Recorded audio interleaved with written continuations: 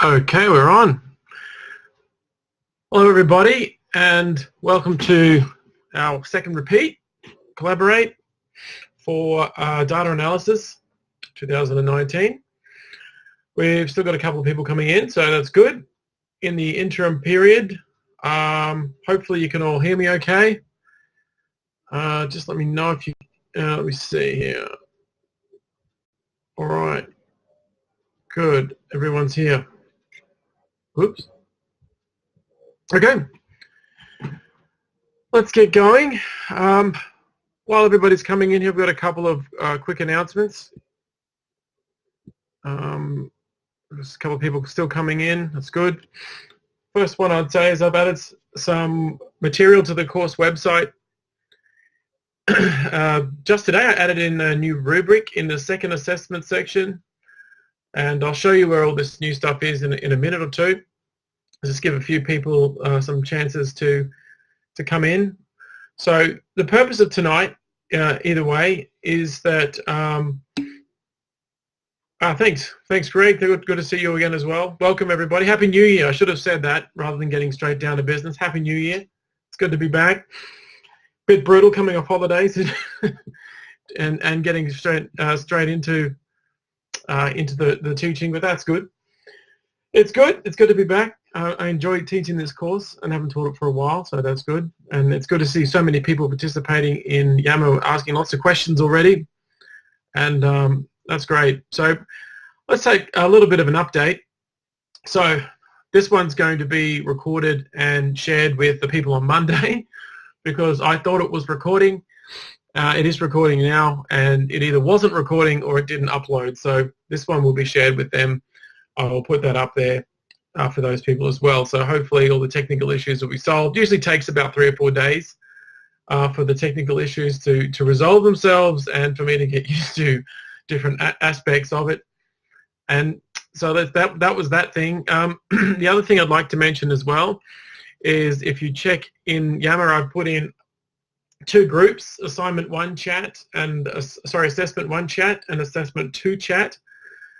Put in the rubrics in there as well, and you can actually go in there and ask questions. People have been doing that already about the first assignment, and I've answered quite a few questions in that as well. So try and keep your assignment questions in there.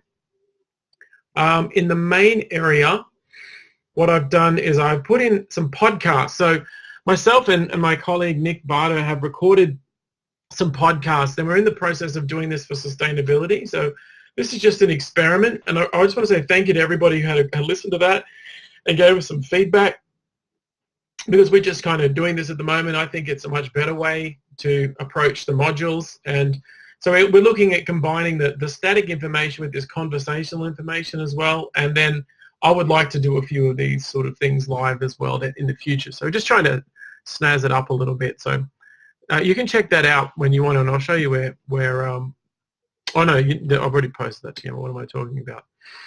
Okay, so tonight, the purpose of tonight is to walk through the assessment to make sure everybody understands what to do, that everybody's got their head around it. We're going to talk a little bit about Assessment 1 mainly, and a little bit about Assessment 2 so that everybody understands it. I'm going to screen share in a minute when it lets me, and if it drops out, so I've turned the video off. We tried using the video on Monday, and it kept dropping people's audio out. So I'm not going to use the video much. I'm minimize the amount of screen sharing I'm doing, but we'll see how we go. So let's start. Let's kick it off. I think we're about 5 minutes in now. I want to address some of the major purposes of the course to begin with, and show you some of the updates. We know what you look like. Yeah, that picture that I've got in there is about 4 years old, so that's beautiful. That's the best way to keep your faculty pictures up to date, is find one where you looked half decent and you weren't overweight or didn't have a lot of grey hair. Anyway, moving right along. So let's just do the let's just have a look at what is this course about? Why are we doing it? Right, so let me go back to the main deal here and go in here, and then I'll share my screen and I'll show you some updates. Here we go. We're gonna have a crack at this. So we want to share the screen. Yeah. So it's going to get a little weird. It's going to look like it's in 8 dimensions like that. That's okay. That's perfectly normal. It's time and space repeating itself infinitely. That's all good. So what we're going to do now is I'm going to navigate over to the course website. I'll just make sure I keep it on chat so I can see what people are saying.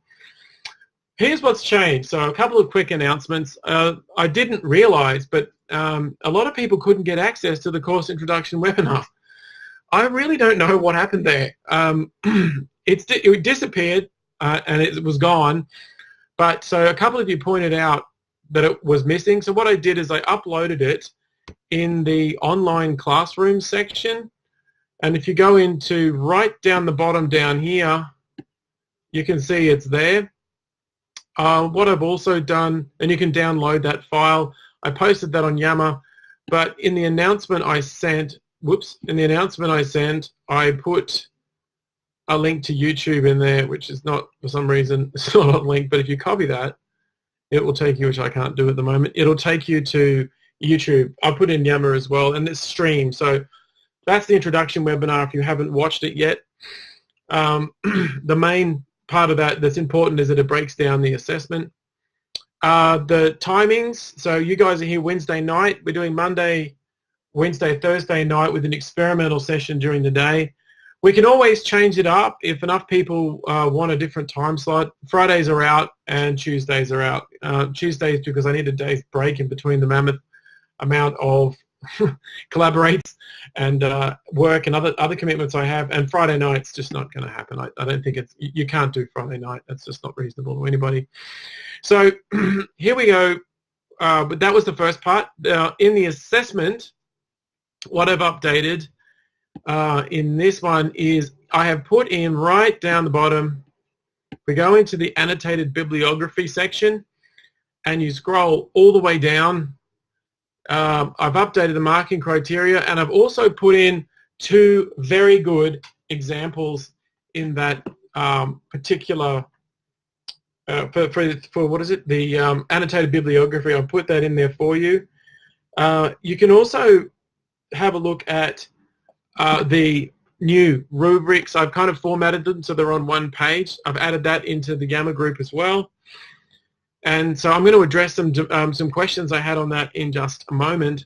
And I want to also run through a basic tutorial of how to look at some of the articles. So let's talk a little bit about that first off, see if there's any questions.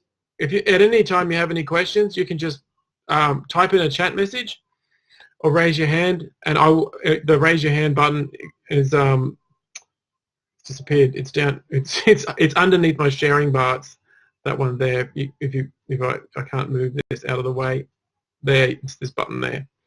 If you have a question. So let's talk a little bit about the assessment, and I want to finish up tonight by kind of pointing you towards the most important module in the first section so you can get your head around what this course is about. I had some very interesting conversations in the last couple of days with some people, so that's been good. So the first assessment item is an annotated bibliography. What you have to do is find 4 research articles that cover very broadly sustainable practices in data analysis, planning and implementation. So I'll just highlight that there. Basically, what that means is anything in the topic of sustainability. So people have asked, well, does that just mean the environment and water conservation? No, it can also be things like safe practices at work, anything that comes under those sustainable development goals framework. That's a very broad canvas. So people are doing things on using refurbished equipment, looking at using big data and how that influences things, looking at digital analytics. They're all analytics are digital, but sorry, let me rephrase that. Looking at analytics and digital transformation in organizations that's trying to reduce things like carbon footprint. There's a million different ways that you can look at that. But your basic goal is to have 4 refereed articles in which you discuss these things. So what I've given you 2 examples here. We might just get a little bit of an advantage on some of the others here. We'll just have a look at the first one if it will load for me. I wish I've already got that one, so we'll just play the game because it's easier than me trying to. It's really laggy. Come on, baby. No, there it is there. Very laggy. So I'll zoom in here. Basically what you're doing, I'll try and do this, is you've got to find these 4 articles and then annotate them. Like this is the basic format, and I'll show you in just a second how it breaks down. A couple of really good questions so far, like what counts in the word count. One of my favorite questions. None of this counts in the references don't count, and so it's just the text in this part that we will count. As you can see, this one's 1,000 words. I believe this one scored something like 80%. So, and the other one was just above that. So these are 2 very good examples. Have a look at them, and you can just base yours on this, and that will be good as well. Checking for questions. Good. Everything's good. We're still recording. Paranoid after Monday. All right. So what do you actually have to do? So what we want to do now is situate this within the course. So let's read through this slowly. And again, if you have questions, please ask them. And I'll go through both assessment items. So you are required to prepare an annotated bibliography of sustainable practices in data analysis, planning, and implementation. Your annotated bibliography should identify current thinking. So first question I had is, how current is current? And we want to say 10 years. If you see down the bottom there, there's a bolded, published in the last, I'm going to move this damn thing out of the way, published in the last 10 years. And you've seen the basic format of that. And you've got a model there that you can map it on. There's actually 2 models, and I'll show you why both are acceptable. And this will cause some debate and argument for some of you. Some of you will be like, yay. Some of you will be like, nay. So if we look at this link here at UNSW, this runs through what it is. So an annotated bibliography, it provides a brief account of available research on a given topic. In our case, we've gone broad. So people have asked me, can I do this and can I do that? So if you're not sure, first thing is, if you're not sure about your topic and you're worried about it, contact me with your topic and I can say yes or no. 98.8% of the time I'm going to say yes, because it's something that I think is fairly straightforward and it's within the boundaries. When there are some people that kind of want to do things about non-related sustainability things, so try and keep it about that, because that's what the MBA's edge here is, or its USP, if you like, is that it is situated in that area. So let's have a look at how it breaks down. And when you're preparing yours, you can use this as a checklist. I've been using this for a long, long time, probably about over 10 years now. They've updated it, but so if we have a look at the, sorry if I'm scrolling and it's jittery, it should catch up. In this sample annotation here, you can see that there's these key points, and they've got them in order. So it's showing you this is how to format it. I wanted to stop and sort of add something in that's not in the handout here from UNSW, and just say, look, in that last part, in 7 and 8, and I'll get to the rubric in just a moment and show you where this is, a lot of the higher marks will go for people that can add their own spin on it. So when we do things like this, and when we're looking at things like annotated bibliographies, and we're seeing how you can bring the literature together, what we're looking for is your own take on it. So the first 7 points are probably not your own take, but the last sentence there where it says, number 8, if you can see that, this article will not form the basis of my research. However, it will be useful supplementary information for my research on pay structures. So just hold that thought there. And if we switch over to this one over here, the person's done the same thing here. This article will form part of my research into strategic dashboard design and implementation. And that's probably the most often asked question I've had this week. Like, do these 2 assessment items relate? They don't, and you don't actually have to use them that way, but you can see this person's done it quite literally. This point here, the age of research completed is a limitation. So that's what we're looking for in that last part. If you've already started collecting the articles, and I'm going to show you a shortcut in a second when we look at, after we look at the rubric. This is where a lot of the marks are given. It's not disproportionate, but it's like saying, well, you've read the article, but what's your take on it? Why is it not useful? What's your reflection on it? What's your ideas? The authors indicate, like this one here, the authors indicate further research is needed to achieve in-depth understanding of the relationship. See, I would have added to that, this research doesn't quite answer the question. Oh, they have done that above, sorry, my mistake. The main limitation is that the formal survey responses are not included. So they're putting their own unique take on it. A lot of people miss this in the annotations. They'll just say, the article says this, the article says that. But we're looking for the fact that you've read it, you've digested it, and you've got an opinion. And again, you don't have a lot of words to play with, but none of this counts. That doesn't count as in the word count because that's not your words. That's other people's stuff. So that's fine. Where was I? Checking for questions. Very good. So that I had a lot of questions about that so far. And so that's quite good. Have a look at this one. Have a look at the example and see how you go. So let's break down the rubrics. So I might see if I can't open up the one from earlier. Okay, so that's gone weird. Okay, so this is, I shrunk the text so I could fit it on one page. But if you can't see it, zoom in, which is what I'm going to have to do, is 7.5.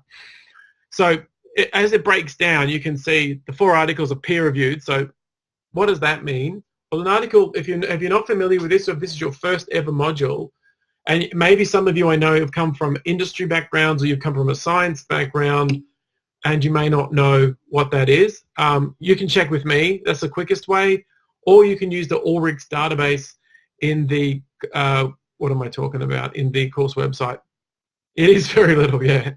I wanted to fit it onto one page, and I was determined to do that. But you can zoom in. I've got a. If anyone, feel free to modify it if you want to put on A3. That was the limits of my skills, unfortunately, when it comes to Word. But yeah, so it's quite useful that way. Wrong way. Mountains. Too far. So this is like down the bottom here, you've got communicate effectively in writing. This one here, present professional judgments referring to appropriate theory and research. So your recommendations there at the end are actually worth 16 marks out of the whole lot. And it's literally 2 sentences at the end. Oh, and another question I had about the variables. I had a couple of questions about that. Does it have to be a statistical study? No. So variables can also be concepts. So let me show you what I mean by that and the peer review thing in one hit. So if we go to, hang on, I'm already in Chrome. Wow, I'm making myself dizzy here. If we go to Google Scholar and we type in, we'll just pick a topic like water, water analytics. Whoops, I did mean that. So we look at this here. This is an example. So how do we know this would be peer-reviewed? Well, this is a rule that I think Michelle or one of the other people on Monday mentioned. If it's cited, then it's okay. And I would say that's a fairly safe rule of thumb. If you click here, instant reviews, you've got all of the articles you need. This is literally a really good way to do it. One of the tricks I like to use, and I just wanted to share this with you, if you're not sure, again, ask me. I don't know whether this article is peer-reviewed. There's the Ulrichs on the library website, so if you navigate to that, there's a little database tool called Ulrichs Periodicals. You can search for that. But really, if it's on Google Scholar, 99% of the times it's going to be refereed, because I had a situation with some PhD students. They put in an article somewhere, and I had to rip into them a bit because it wasn't peer reviewed, and it ended up being taken away from the Google Scholar profile. And when I chased it up, Google actually looks at this fairly closely, and they will remove anything that's not peer reviewed. So generally speaking, but they don't always get it right. But you can rely on this. You can rely on it. And I know what the librarians might say, use ProQuest. That's a better option if you want to be absolutely sure. But this one here, I live by it. I've written I've written a lot of articles where I've just done this. Now, if you're stuck, I would suggest think like a machine. One of the number one rules of computer algorithms is to think like in a broad way. So think of it like you're going into a lake, and we talked about that in the podcast. You're going into a lake and you're trying to strain out the fish. So you start as broad as you possibly can, as broad as you can. What Google will do will start you broad, but now what you can do to narrow down is that you can narrow down with citations. And you can see all of a sudden it's starting to narrow down, and there's all of this stuff there that you didn't even dream of. And the more you click through in these citations, the more sort of meta you're getting, the deeper you're getting into the field, and the more you're seeing all these different perspectives and articles. So that's the shortcut to finding your article. Start with a broad topic. Do some Google searches, non-scholar searches, or read some articles from something you're interested in, and then just type the broadest possible search. So if I go into a field that I'm familiar with, which is this subsystems methodology, it literally brings back the first ever book ever written. The first book ever written, and the one above it is the second book by the same guy and the same team that wrote the second book, I should say. The algorithms are very good at getting broad results and beginning to narrow it down. What you can do then, and this is ridiculous, this would be every single article that was in the secondary literature with a click of a button. So you can see, and some of those secondary literature ones have been cited billions of times. So just keep that in mind when you're doing your search. Don't overthink, oh, I can't find an article. Don't drill down too much. Start broad and then just do your search gradually, and then narrow in on the topic. So other questions about the annotation? So if I go back, I've got to remember what screen the rubric's on now. I think it's this one. I'd urge you between now and next week to have a look at this rubric and unpack it. Begin collecting your articles. Spend maybe 10, 20 minutes looking at articles over the next week. Start to think about it. Some of you have already written your introductions and stuff. This assignment, it appears to be easy, but it's actually not that easy. So there's different elements here. So I would urge you, so in other words, that's the peer-reviewed part. Everyone should get 4 out of 4 for that. You really should. The second part, annotations, identify variables. So if we look at what is a variable? Well, variable can be a concept. So if it's someone asked a question about, oh, where am I going? God, where have you gone, Chrome? Back. Oh, there it is. That's weird. If you go into this one and you looked at, say, case study research, and you wanted to know what variables are that? Well, variables in case studies are people and situations. So I've got to reword that, I think, to say, I would say it for the qualitative articles you find, I would say it this way. I would say annotations accurately identify concepts or variables and summarize the research. So what's it about? So I won't take any marks away for people that find an action research study or a case study or an applied study. And again, if you're not sure, please ask me. So if we have a look at the, my dog's going off in the background there, make sure there's no questions. This is all new. Yeah, it is new. That's a good point. Yeah, very good point. Just wait. Sorry, just getting a drink of water. It's hot here. Okay, So I've kind of rushed through that. If you have any questions about the annotated bibliography, please let me know. Put them in the chat window there. Now, that's the first one. The second one you kind of need to start thinking about now. And the second one I think is a lot better in terms of, it's worth 60%, so it's a lot better in terms of the broad scope of what this whole course is about. So if we go on, so anyway, read through this stuff, have a look, and if you have any questions, let me know how you go. So again, even if it's like what Mario was saying, there's new topics, new ideas, and it is new. And I had a graduate student looking at the change in terminology, and the term business intelligence has only been with us for 10 years, something like that. So yeah, but you will find them. You may have to dig a bit, but you will find them. So again, look at those examples and let me know how you get along. That's the first one. So start searching now. The second one, if we go and look at the assessment in the second part, it's got a little bit more meat on the bones. And did I just click into the same one again? No, I didn't. Just making sure. There's a sample assignment for this one at the top, which you can have a look at. So let's slow it down a little bit. So by the end of this course, you should be able to understand what data analysis means and how to apply it, right? In a very broad sense.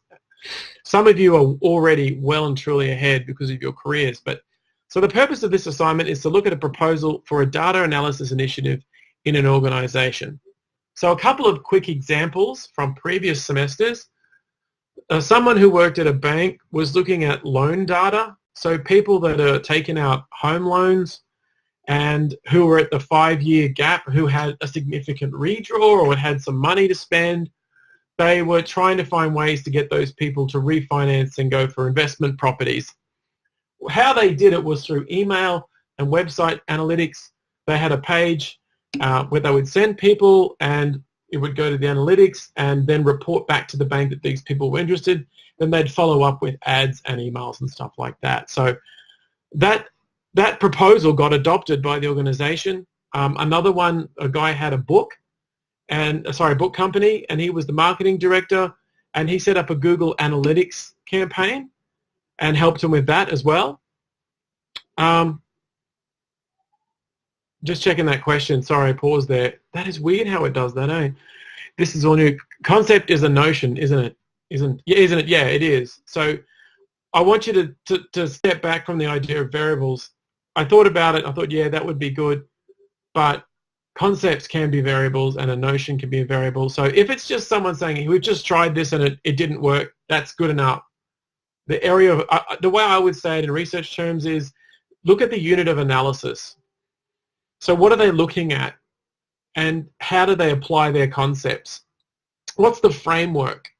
And that's really what I'm driving at. So yeah, try and think a bit more broadly with that. I don't like that idea of using variables, and I will have to put out a notice about that soon. So again, if you're stuck, send it to me. So concepts and notions. A concept's a very broad word. A framework, a hypothesis. It could also be an early adoption software tool. Let me show you an example real quick. So if we go into Google Scholar and we type something that I'm working on at the moment, which is marketing analytics. I want to say marketing analysis, right? So we'll go since 2018. Cluster agricultural marketing. So just pick on this one. This is a book chapter, right? So if we scroll down, book chapter is an acceptable one. Actually, this is the whole damn book. There you go. You can get this book for $48. So I would be looking at the model. How do they do the analysis? So cost-benefit analysis, cost versus benefit, that kind of thing. I wouldn't go to that level necessarily. So I hope that makes sense. So please ask me again if you're stuck, because I want to make sure people don't get lost looking for variables that may not exist. And because it's new, there may not be any fixed models. And indeed, as I was saying to my boss today, one of the problems we have in this field is that it constantly changes. It's constantly changing. So the second one, you got to do some research, but you have to present a proposal to your boss. So you can use your own job and think about how a data analysis tool or a dashboard or some kind of capability could improve your organization's performance. So like I said before, there's been some examples in previous courses about loan analysis. There was one in the music industry. I've seen one in education analytics, trying to improve student retention. Your imagination can, I know it's not the most entertaining of, it's not Hollywood, but you can literally think of anything. And I was just watching something on TV before I came, on Netflix, before I came on, and somebody has an art page on Instagram, right? And they sold a piece of art on Instagram for $50,000. And another person was messaged by someone in this group of people in Instagram who's famous and got this person a record deal. So a lot of that they do by looking at the analytics and being smart with the direction of where they're putting the eyeballs, right? So there's a new, like, you can literally think of anything. That's the music industry, and that other one was the art industry. So this stuff is pervasive. I think someone did one for theatre as well, like looking at tickets and seating and all of that kind of stuff. So this one's broad open. So just a couple of questions I've had about this in the previous session was, do the two have to be related? Not at all. They don't have to be related. If you do the first one and you don't like it, doesn't have to be. It might be because you're in the sustainability industry, but it doesn't have to be. The example there is a very good one. You should all look at that. 2,000 words. You may think it's a lot, but it's not. Now here's the format down the bottom, and referencing is quite flexible. Word counts are plus or minus 10% on 2,000 words, so you can read all this, and the rubrics there as well. I put up a PDF version, so prepare to squint. Here we go. This one I've changed. So this is the other announcement I had to make. I had to change this one. What they agreed at the MBA level is that they want people that have digital literacy skills. And this course, basically, most of you have it already, but they want to assess it. So this rubric now does a little bit of assessment there. So the way that we tackle it is through the ability to communicate complex digital information in a clear and concise manner. So what does that mean? So you can take your data analysis project for your organization and you can clearly communicate it to me so that I can understand it. So without stretching your imagination too much, pretend I don't know what it is that you're talking about, which I think is a fair assumption because I don't know your context, your life, what you're doing. And you have to have a really clearly articulated strategy that I could understand. If it's convoluted or it doesn't make sense, you are going to lose marks in that section there. It's exactly the same as the last rubric, which was your report has to be coherent.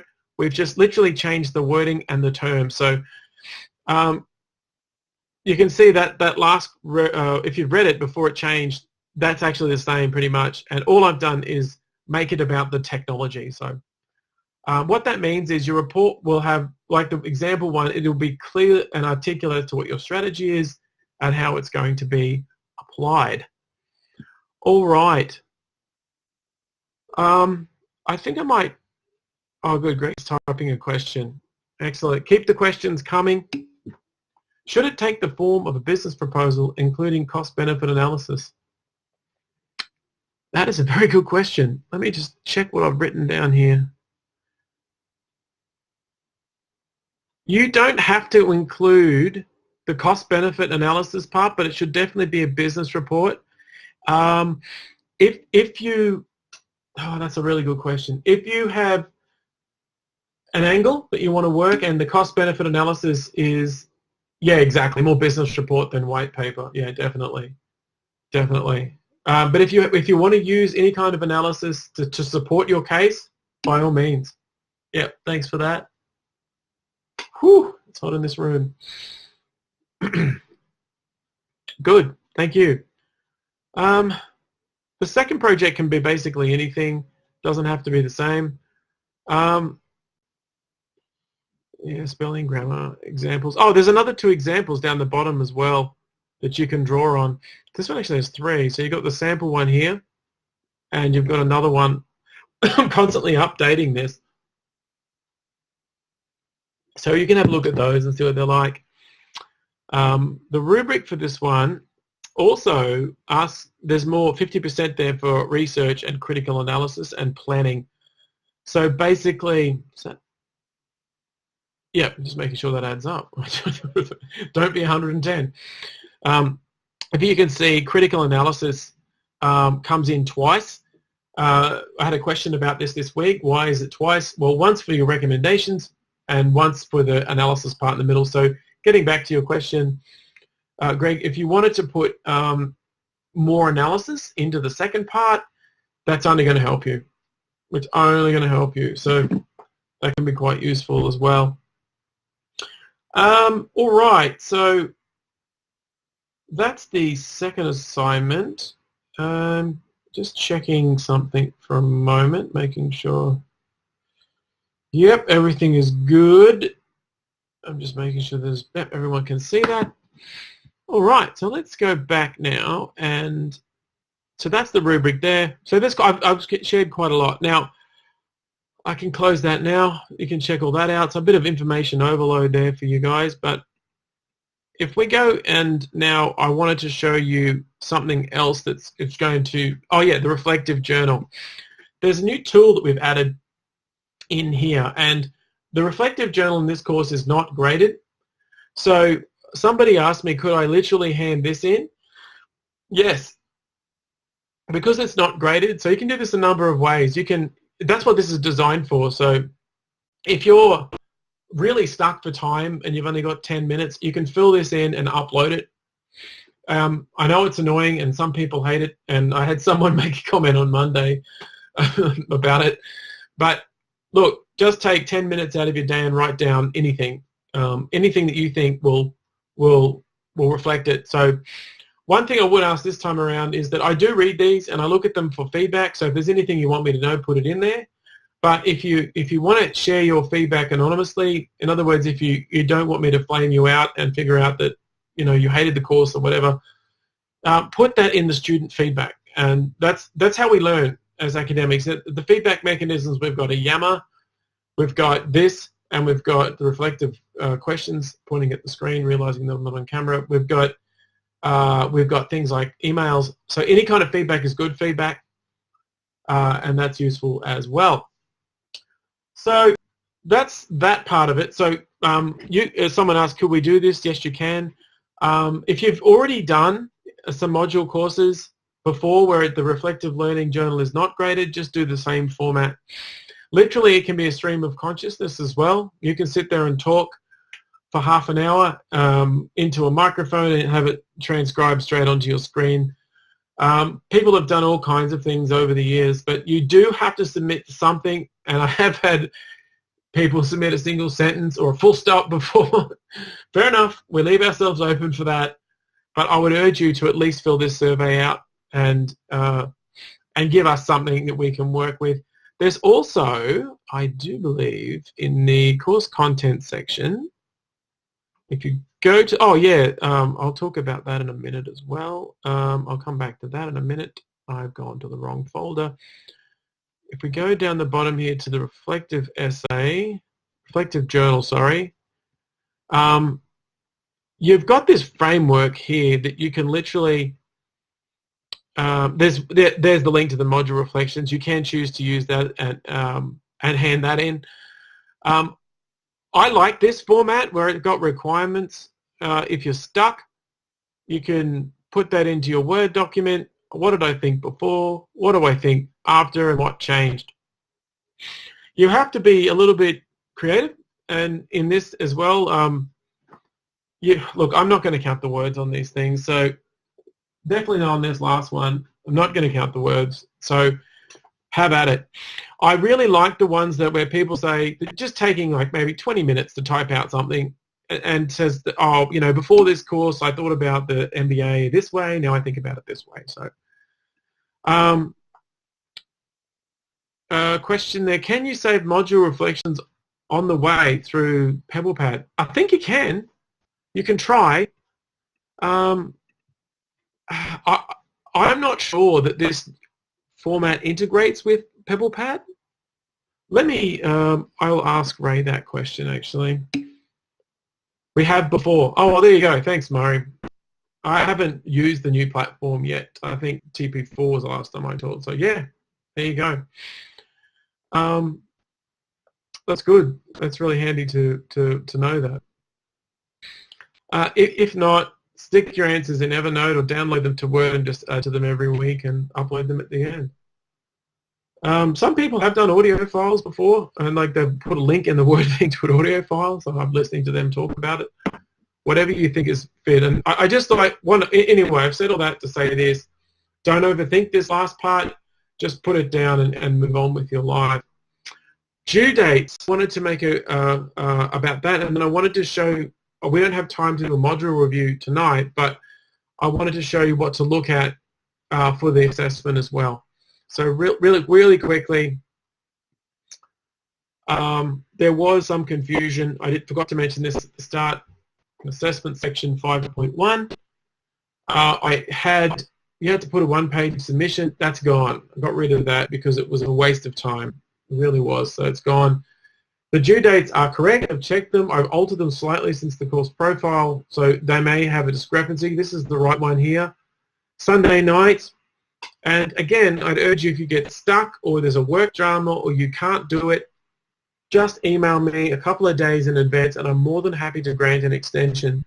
The last one's a little tight, but we can make it work. So if you're stuck on that Friday, that's literally the last day of semester of the teaching period. So if you're stuck for time and you can't get through it, simply email me and say, look, I can't do this. I need another day or two. Can you please give it to me? And generally, I have a rule in the Accelerated MBA, because it's so fast and things can compound like interest. And some of you are doing 2 or 3 courses at once. It gets difficult, and I understand that, believe me. If you get to that point where you're stuck and you can't deal with it, let me know at least a day in advance. We're quite flexible. Late penalties generally only occur when you don't have a decent reason or you just couldn't be bothered. I've had someone who was sick and typed out their assignment on their phone, was lying on their back, and managed to get me something. That student wound up with a very good grade because I don't know how they use their phone to add in references. I don't know how that works. Being that I'm a bit older now and you know, I'm not across that. But yeah, if you need an extension, just ask in email and I'm more than happy to provide it. I mean, if it's like I just haven't been bothered doing it, I've been out getting having a barbecue, you know, that's not going to be creative with your questions. All right, so I think, okay, so another thing I wanted to point out, so this has been very like an information blast. One thing that'll be, I've got to check these, they're not quite right yet, is on, oh yeah, the podcasts. So what Nick and I have done is record these podcasts. If you like those, just in the Yammer thing, just comment there. I think I mentioned that earlier. There's a new folder that will appear down the bottom of the course content folder called Module Reviews. Each week we'll be going through these. So they're already there, but please bear in mind that they're subject to change. So the way this works is I look at the background of what's going on here, analytics. I look at the questions people ask, and I add in slides that address those questions in the Collaborate. So this is like a summary of, these are the things that you need to know that are the most important going forward. So if it was for your first assessment, it will be assessment, it'll be weeks 1 to 3. If it's for the second assessment, it's weeks 1 to 5. Pretty much. That's what you need to be across, and or at least have read or understood. Now, what I do in these, there's some really difficult concepts in the middle, like decision trees and things that people aren't across. So if you have any questions on that, let me know and I can add it in. So the way that this works is you go through the modules and write a question, email me or private message me, or put it up on Yammer saying, I don't understand this, could you talk about this thing that collaborates? And I'll do that. Barring that, I've already done this course before, and I've collated them from previous experiences, so I will be going through these each week and to structure the discussion a little bit more. So the collaborates will work the following way. I'll start out asking questions. You have any assignment questions? And sometimes that takes up the whole session because people have got questions or ideas. Always welcome to do whatever you want with these collaborate sessions. These are just guidelines, and this is your time, so it's like a Q&A time as well. So again, if you have any other questions, just let me know. And some people attend more than one. Must be, I don't know, sometimes they think they're getting more information or they have other questions. You're more than welcome to do that as well. Or attend none of them if that's not how you learn and you just want to listen, take it in and move on. So I'm a little bit that, and I'm a little bit less likely. If the way that I learn, I take everything in, and then if I have a question, I'll ask it later. So just keep all that in mind. You can design these to be however you want them to be, and ask any questions you want, as we've done that before. I think that's just about all the information I had. I feel like I'm forgetting something. Let me just check the Yammer questions. So there's a Yammer question here. Well, there you go. A couple of us tried to get online. See, it's still not working. Couldn't. I'll answer that in a minute. Are there any other questions? Does anybody have any other questions at this point? Oh yeah, one more thing. I forgot. This week, people have asked me what's the most important thing to focus on. The introduction stuff's self-explanatory, but this first module is fairly straightforward, but I would really urge you to get your mind around this one. The capabilities lecture is very short, but it's the whole framework for the course. So have a look at this one, and I'm happy to pick up questions next week or tonight if you've got them, and have a look at that one in particular, because that one really sets the foundation for the rest of the course. So I mentioned that on Monday, and as you can see, the Monday recording's not up, so hopefully this one will work. Okay, that's all I have actually for tonight. Kind of went through quite a lot of stuff. I think we're pretty much on time. Does anybody have any other questions?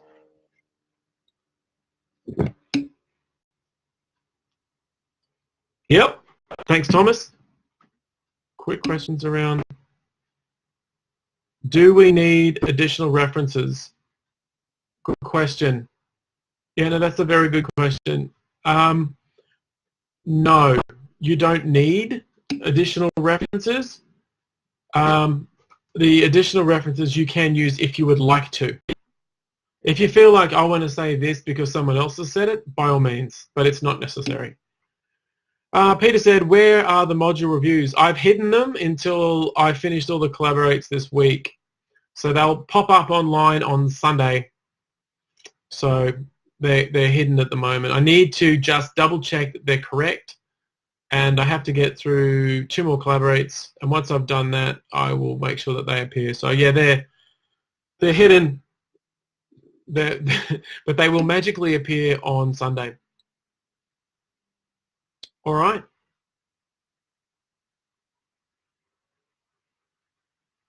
Okay, thanks, Peter.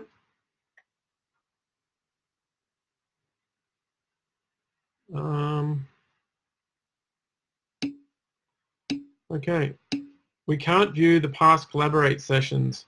Yeah, I know, Julianne. It didn't record, or it didn't upload. So, thanks, Peter. I apologize for that. Thank you, Ho Yi. I'm not sure why it didn't do that, but yeah, I don't know. I rang someone today and they said talk to Learning at Griffith about it, but this one will go up, and this one will be I think this one went heaps better than the one on Monday anyway. Thanks, Greg. I'm glad you. Yeah, it's a good course, this one. It's quite practical. I quite like teaching this one.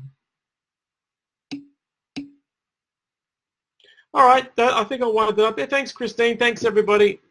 I'm going to stop sharing the screen for a moment so it goes back to this.